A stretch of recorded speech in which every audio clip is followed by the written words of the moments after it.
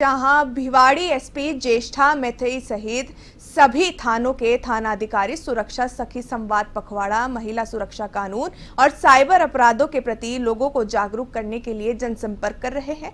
SP मैथई खुद लोगों के बीच जाकर संवाद और जनसुनवाई के माध्यम से समस्याओं का त्वरित समाधान करने का प्रयास कर रही हैं।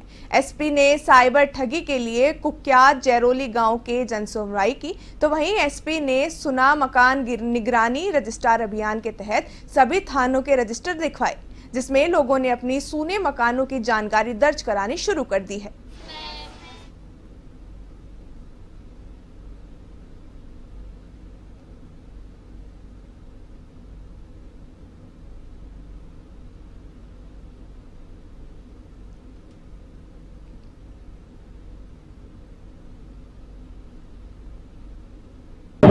आज मेरे द्वारा डिप्टी साहब एवं एसएचओ साहब और थाने के स्टाफ के साथ सीएनडी सदस्य, पुलिस मित्र, ग्राम रक्षक, गांव के सभी प्रबुद्धजन, सरपंच साहब सभी के साथ एक जागरूकता मीटिंग रखी गई, जिसमें सबसे पहले तो ग्रामवासियों को आभार व्यक्त किया गया कि उन्होंने जो गोकशी अपराध था उसमें सभी ने जन सहयोग के साथ उस पर अंकुश लगाया।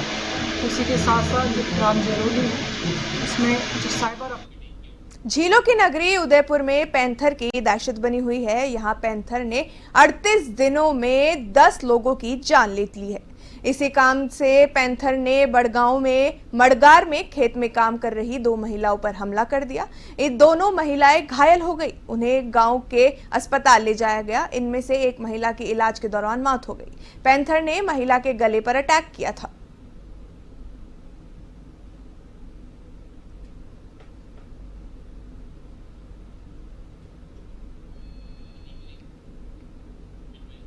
सलम्बर जिले के सेमारी नगर में शरद पूर्णिमा के अवसर पर गरबा रास कार्यक्रम का आयोजन किया गया। गणपति महोत्सव समिति और समस्त नगर वासियों ने संयुक्त तत्वाधान में शरद पूर्णिमा महोत्सव का आयोजन किया। प्रसिद्ध न्यू भारत बैंड ने एक से बढ़कर एक प्रस्तुतियां दी। कार्यक्रम में 251 किलो खीर प्रसाद का भी वितरण किया गया।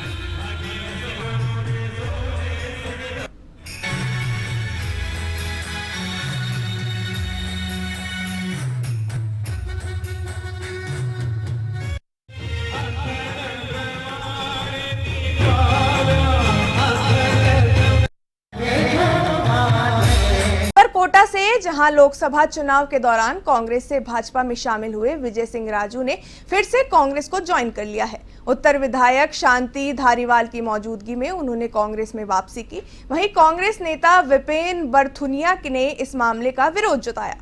उन्होंने प्रहलाद गुंजल से शिकायत कर मामले के उच्च अधिकारियों तक पहुंचाने की बात कही।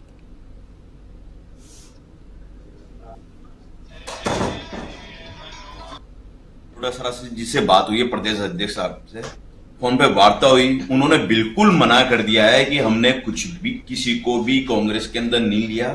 जिन्होंने राहुल गांधी को हराने का काम किया है, यहाँ लोकसभा प्रत्याशी प्रहलाद गुंजल जी की बात नहीं है, उन्होंने राहुल गांधी को हराने का काम किया है और उनका काम होने के बाद वो वापस कांग्रेस में आ गए, क्योंकि वो महाराष्ट्र के प्रभारी थे, उनको वापस वहां पैसे कमाने के लिए जाना है।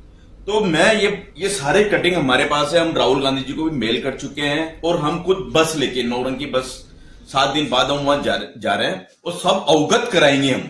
और जब तक ये पूरा जिस तरह से यही नहीं, ये आने वाले बहुत सारी लंबी लिस्ट है, महापौर भी आने को तैयार बैठे हैं, दूसरे पार्षद भी आने को तैयार बैठे हैं। हम किसी को भी राहुल गांधी के खिलाफ जिन्होंने काम किया हम उनको अंदर।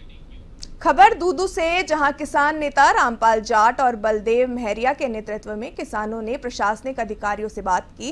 किसानों ने एडीएम को एसडीएम से बातचीत की। इस दौरान उन्होंने अभी तक मुआवजा नहीं मिलने का मुद्दा उठाया, जिस पर जवाब देते हुए एसडीएम ने कहा कि अभी भी प्रोटोकॉल में खराबी है। वहीं बीमा कंपनी के अधिकारियों द्वारा कॉल नहीं उठाने पर नाराजगी जताई गई। साथ ही किसानों को 26 तारीख तक का समय दिया गया है।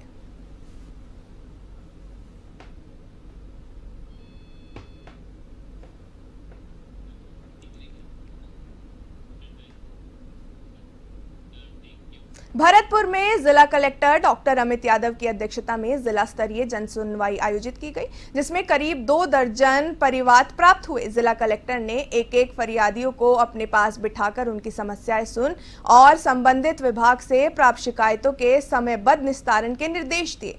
वहीं जिला कलेक्टर ने कहा कि व्यक्तिगत लाभ की योजनाओं और विभागीय योजनाओं की पात्रता के आधार पर आमजन को लाभान्वित किया जाए। जन सुनवाई के दौरान मुख्यतः इंदिरा आवास स्वीकृत कराने, मुद्रा लोन दिलाने, मृत्यु प्रमाण पत्र बनवाने, अतिक्रमण हटवाने आदि जैसे प्रकरण सामने आए।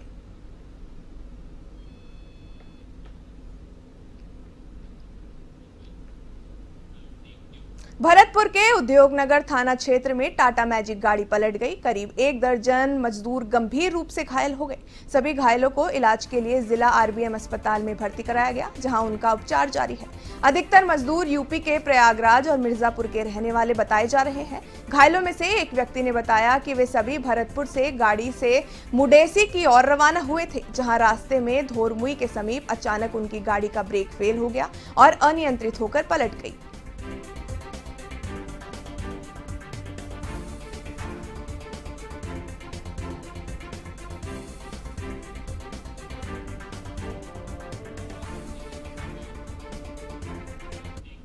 झारखंड और महाराष्ट्र में विधानसभा चुनाव का ऐलान हो चुका है। सभी राजनीतिक दल पूरी ताकत से चुनाव प्रचार में जुटे हैं।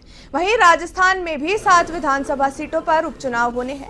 इसी को लेकर प्रदेश सरकार के मंत्री झावर सिंह खर्रा का बयान दिया कि उन्होंने कहा कि हरियाणा की तरह झारखंड और महाराष्ट्र में भी करिश्मा होगा और बीजेपी चुनाव जीतेगी।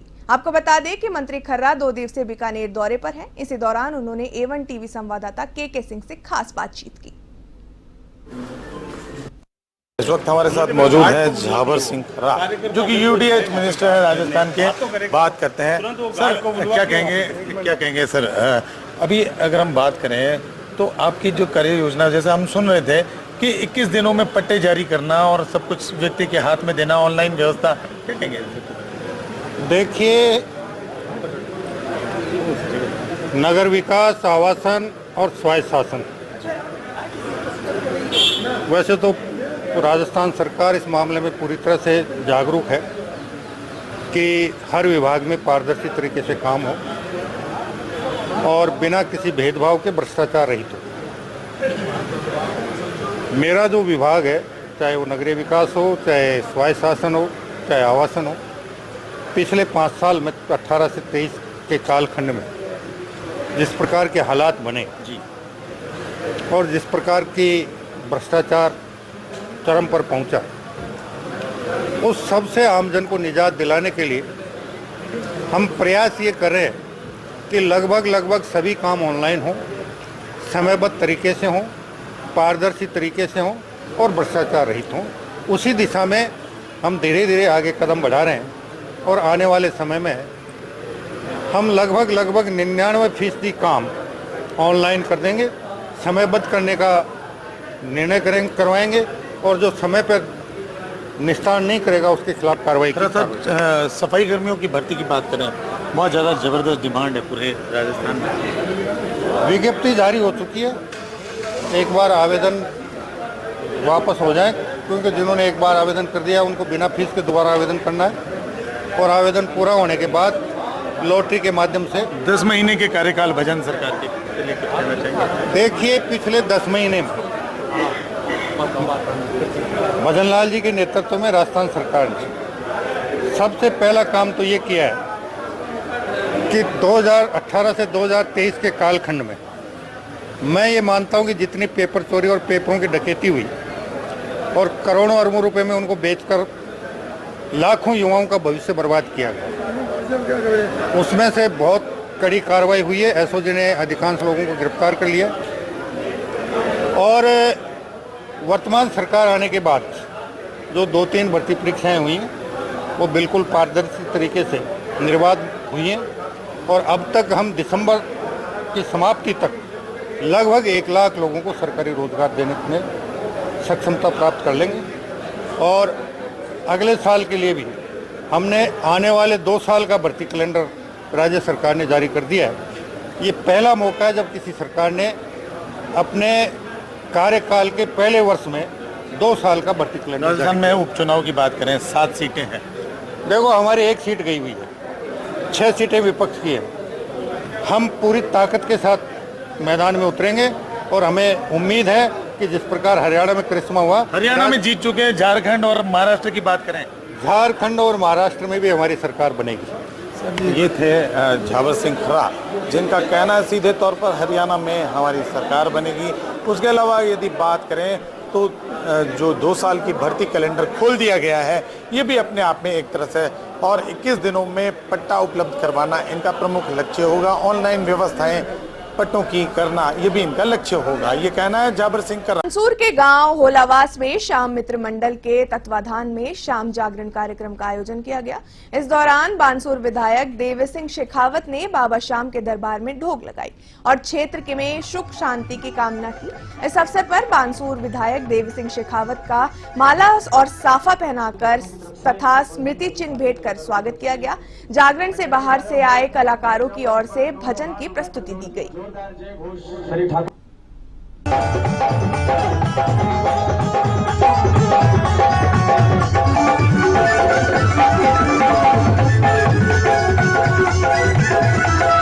भक्तों की तरफ से और हम सभी साथी कलाकारों की तरफ से मैं करने जा रहा हूं, तो मैं चाहूंगा एक बार दोनों हाथ उठाकर जोरदार जय घोष हरि ठाकुर।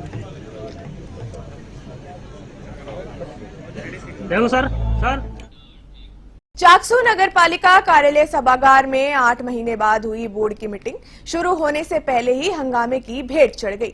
ईओ द्वारा पार्षद विक्रम सांवरिया को पालिका अध्यक्ष का पीए कहने पर पार्षद भड़क गए। नगर पालिका अध्यक्ष कमलेश बैरवा ईओ पर पार्षदों का अपमान करने का आरोप लगाया और अध्यक्ष की कुर्सी को छोड़कर पार्षद लॉबी में आकर बैठ गए। ईओ द्वारा माफी नहीं मांगने पर सभी पार्षदों ने बैठक का बहिष्कार किया। से हमारी बोर्ड मीटिंग स्टार्ट हुई तो ईओ साहब ने हमारे पार्षदों को भी थोड़ा सा गलत शब्द के उपयोग किया उन्होंने। और जैसे ही बोर्ड मीटिंग स्टार्ट होते ही हमारे साथी पार्षद आशीष जी ने ये कहा कि जो पिछली बार जो बोर्ड मीटिंग हुई थी उसमें 8 से 10 एजेंडे जो हमने पास करे थे उसमें कितने काम अपन ने कर दिए और कितने नहीं करे। उसमें सबसे विशेष था कि जो गायों के लिए जो चारा था कि जो हमने प्रस्ताव पास किया था लेकिन वो आज दिन तक नहीं हुआ। तो हम पूरे मंडल की ये मंशा थी कि सबसे पहले तो जो पुराने काम है, जो गायों के जो चारे हैं, जो व्यवस्था करनी है उसकी व्यवस्था की जाए। अगर अध्यक्ष साहब की अनुमति नहीं होगी और सदस्यों की सहमति नहीं होगी